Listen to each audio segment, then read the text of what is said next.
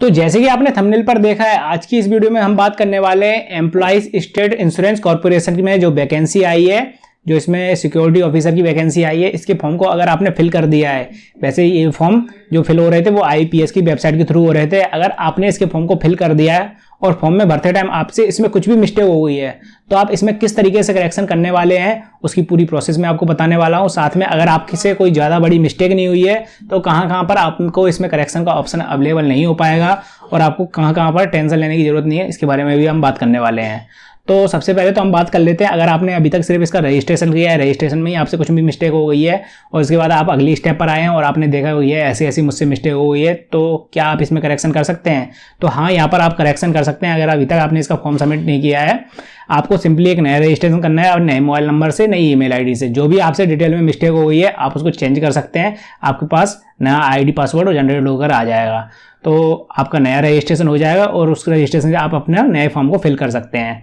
इसके बाद बात आती है आगे, जब आप इसका रजिस्ट्रेशन वगैरह कर चुके होते हैं, उसमें आपसे कुछ भी मिस्टेक नहीं हुई है और आपने आगे की डिटेल्स फिल की है, जैसे कि आपने फोटो सिग्नेचर वगैरह अपलोड किए हैं, डिक्लेरेशन थंब इंप्रेशन अपलोड किया है और डिटेल्स वगैरह को फिल करने के बाद फॉर्म को सबमिट कर दिया है। अब यहाँ पर अगर आपसे कुछ भी मिस्टेक हो जाती है तो आपके पास प्रीव्यू का एक ऑप्शन दिया जाता है यहाँ पर कि भैया अगर फिर भी कोई मिस्टेक हो गई तो आप एक बार प्रीव्यू करके चेक कर लें। अगर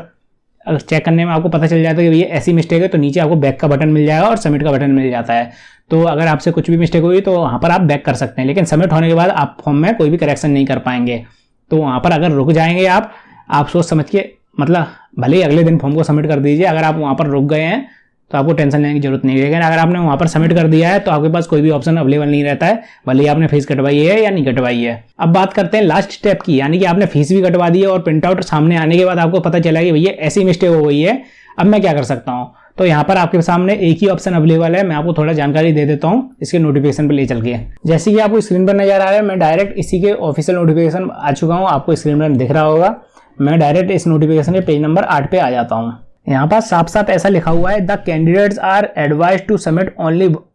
सिंगल एप्लीकेशन फॉर्म, यानी कि आपको सिर्फ सिंगल ही एप्लीकेशन फॉर्म फिल करके सबमिट करना है। मतलब कोई भी कैंडिडेट जो है वो सिंगल एक ही फॉर्म को फिल करे और उसको सबमिट करे। However if somehow he and she submit multiple online application, अगर कोई ऐसा केस पाया जाता है जिस केस में अगर किसी ने भी मल्टीपल एप्लीकेशन फॉर्म फिल कर दिए, यानी कि एक या उससे ज़्यादा फॉर्म फिल कर दिए, एक नहीं सॉरी 2 या उससे ज़्यादा बार फॉर्म को फिल कर दिया है और सबमिट कर दिया है, must be ensure the application with the higher application number is completed in all respect including fees, यानी कि जो आपका लास्ट में फॉर्म सबमिट हुआ है उसकी फीस भी कटनी चाहिए और वो सबमिट भी होना चाहिए सही से, तो ये आपका मान किया जाएगा। The applicant who submit multiple online application should note that the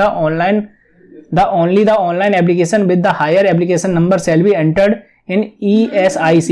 end fees paid against one application number shall not be adjusted against any other application number. यानी कि मान लीजिए आपने 2 फॉर्म फिल कर दिए या 3 या 4 बार फॉर्म को फिल कर दिया है, तो उस केस में क्या होगा, आपका जो लास्ट वाला फॉर्म है वो सबमिट होना चाहिए और साथ में उसकी फीस भी कटनी चाहिए, तो वो वाला फॉर्म आपका मान किया जाएगा। अब इसको अपन करेक्शन में कैसे यूज कर सकते हैं, तो मैं आपको बता देता हूँ यहाँ पर कि आपके मान लीजिए एक फॉर्म में मिस्टेक हो गई है, आपको टेंशन लेने की जरूरत नहीं है। अगर आपके पास पैसे हैं, फीस है, तो आप दूसरे फॉर्म को फिल करके उसकी फीस कटवा सकते हैं। अगर वो फॉर्म सही है तो वो मान किया जाएगा, अगर आपने उसकी फीस कटवा दी। अगर उसके बाद भी आपसे को लगता है कि भैया इस फॉर्म में भी मेरे से कुछ मिस्टेक हो गई है, तो आप सिंपली एक तीसरा फॉर्म फिल कर सकते हैं, फिर आपको उसकी भी फीस कटवानी पड़ेगी। अगर तीसरे फॉर्म में आपकी कोई मिस्टेक नहीं हुई है, उसकी फीस आपने कटवा दी है, सबमिट कर दिया है फॉर्म को,